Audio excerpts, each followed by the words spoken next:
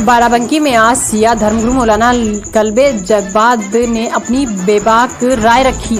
मौलाना कल्बे जब्बाद ने राम मंदिर पर आने वाले सुप्रीम कोर्ट के फैसले से पूर्व ही ऐलान करते हुए कहा कि इसका फैसला सभी को मानना चाहिए। हालांकि मंदिर निर्माण में भागीदारी से साफ इनकार किया। मौलाना कल्बे जब्बाद ने कांग्रेस पार्टी को अल्पसंख्यकों के सबसे बड़ा दुश्मन करार दिया। प्रदेश में मौजूदा योगी सरकार की सराहना करते हुए कहा कि उनके राज में कोई सांप्रदायिक दंगे नहीं हो रहे जैसा पिछली सरकारों के कार्यकाल में होते थे। धारा 370 पर सरकार के तरीके का सही ठहराते हुए कहा कि वहां उनके सहारे भारत विरोधी घटनाओं को अंजाम दिया जा रहा था। बाराबंकी में आज सिया मुसलमानों के धर्मगुरु मौलाना कल्बे जब्बाद एक मजलिस को संबोधित करने पहुंचे थे। इस दौरान उन्होंने मौजूदा केंद्र और प्रदेश की सरकारों की सराहना की। कल्बे जब्बाद के निशाने पर देश की सबसे पुरानी पार्टी कांग्रेस रही। उन्होंने कहा कि अगर देश में मुसलमानों को सबसे ज्यादा किसी ने तबाह किया है तो वह कांग्रेस पार्टी। वर्तमान प्रदेश सरकार की सराहना करते हुए कहा कि इनके राज में अभी तक कोई सांप्रदायिक घटनाएं या दबंगे नहीं हुए जैसा पिछली सरकारों में होते थे। राम मंदिर पर आने वाले सुप्रीम कोर्ट के फैसले के संबंध में कल्बे जब्बाद ने कहा कि वह चाहते थे कि दोनों धर्मों के धर्मगुरु इस मामले को बातचीत से तय कर ले, मगर ऐसा हो न सका। अब अदालत से फैसला आना है, इसलिए फैसले को भी आए किसी के भी पक्ष में आए उसे भी उसी सभी को सम्मान मानना चाहिए।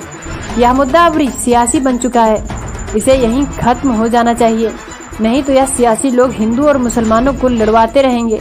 यह पूछे जाने तक यदि फैसला राम मंदिर के पक्ष में आए तो क्या वह उसमें अपनी और अपने समाज की भागीदारी सुनिश्चित करेंगे। इस सवाल पर कल्बे जज्बात ने कहा कि नहीं, देश में 100 करोड़ के करीब हिंदू हैं, वही मंदिर बनवा देंगे, उसमें हमारी जरूरत नहीं पड़ेगी। लेकिन अगर फैसला मस्जिद के पक्ष में आया तो हम उनसे मदद नहीं लेंगे। कश्मीर में धारा 370 हटाए जाने के फैसले पर मौलाना कल्बे जब्बाद ने कहा कि यह धारा वहां की तरक्की को ध्यान में रखकर लगाई गई थी, मगर यहाँ तरक्की तो हुई नहीं, उल्टा वहां से भारत से अलग होने की धमकी दी जाने लगी और भारत विरोधी कामों को अंजाम दिया जाने लगा। इसलिए इस धारा को हटाने के केंद्र सरकार के फैसले को वह उचित मानते हैं। मौलाना कल्बे जब्बाद ने मजाकिया लहजे में कहा कि हमारे मोहल्ले में भी काफी दिनों से धारा 370 लगी है, वहाँ भी उनका मकान नहीं बिक रहा क्योंकि वह इसे बेच नहीं रहे। अगर कोई अपनी जमीन मकान को बेचेगा नहीं तो कोई कैसे खरीद लेगा। प्रदेश में भी आतंकवादियों की आहट और उनके पकड़े जाने पर मौलाना कल्बे जब्बाद ने कहा कि 1-2 आदमी हिंदुस्तान का कुछ नहीं बिगाड़ सकते। यह मुल्क 130 करोड़ लोगों का मुल्क है, यहाँ 1-2 आतंकवादी कुछ बिगाड़ नहीं सकते। राम मंदिर के पक्ष में लड़ रहा था तो क्या भूमिका होगी श्याम सिंह? नहीं, वो तो हमारा हमेशा से ये ख्याल रहा, हमारा यही कहा कि भाई अगर हिंदुओं के पक्ष में आता है तो मुसलमानों को बिल्कुल अपने तहे दिल से उसको मानना चाहिए और उसको खुशी खुशी कबूल कर लेना चाहिए। किसी किस्म का उस पर एहतजाज नहीं होना चाहिए, किसी किस्म का उसके ऊपर एतराज़ नहीं होना चाहिए। ये हमारा शुरू से ही नज़रिया रहा है। हम पहले कहते रहे कि भाई बातचीत के जरिए हल हो जाए, हमने खुद कहा कि बातचीत के जरिए हल हो जाए तो अच्छा है, लेकिन अब ज़ाहिर उसका टाइम निकल गया, उसका वक्त निकल चुका है। अब सिर्फ और सिर्फ अदालत है, कोर्ट है, इसके जरिए फैसला हो सकता है।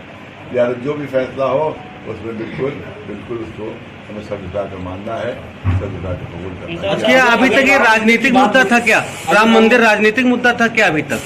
देखिए, राजनीतिक की वजह से बहुत ज़्यादा बढ़ाया गया, उसको हमेशा वोट के लिए उसको इस्तेमाल किया गया और इसकी वजह से वो इतनी ज़्यादा उसमें खराबियाँ पैदा हो गई। और हम शुरू से कह रहे थे कि भाई या तो धर्मगुरु मिल के इसको हल करें, पॉलिटिकल लोग अलग हो जाए, उससे जो पॉलिटिकल मुद्दा बना दिया गया इसको, पॉलिटिकल लोग अलग हो जाए, सिर्फ धर्मगुरु मिल जाए तो ये मसला हल हो जाएगा, या फिर अदालत के जरिए से हल हो। लेकिन अब वो मसला सिर्फ अदालत तक महदूद हो रह गया है, तो लिहाजा अदालत जो फैसला करेगी उसको हमें। कश्मीर में जो जिस तरीके से धारा 370 हटाई गई उसके बाद जिस तरीके से आतंकी गतिविधियां अपनी देख यूपी में भी टेरर फंडिंग में 2 बुलंदशहर से गिरफ्तार हुए हैं और जिस तरीके से नेपाल में भी गतिविधियां बढ़ी हुई हैं।